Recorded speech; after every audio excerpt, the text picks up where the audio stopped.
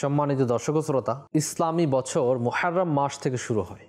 আর এই মাসে ইবাদত করা, রিয়াজত করা, নফল রোজা রাখা এবং অন্যান্য ইবাদত করার অনেক ফজিলত রয়েছে। আসুন এই মাসে একটি আমল সম্পর্কে শ্রবণ করি। শামসুল মাআরিফ কিতাবে বর্ণিত রয়েছে, যে ব্যক্তি মুহররমুল হারাম মাসের প্রথম তারিখে বিসমিল্লাহির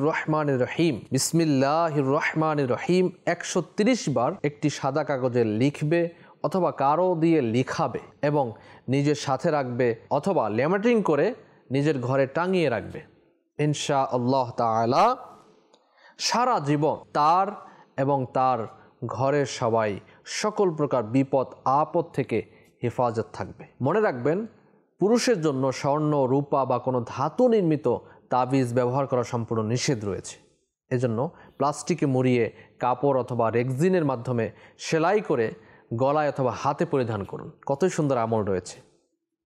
এই ছোট্ট আমলটি যদি প্রথম তারিখে করা যায়, ইনশাআল্লাহ তাআলা সারা জীবন আমরা বিপদ আপদ থেকে হেফাজত থাকবো, ইনশাআল্লাহ তাআলা।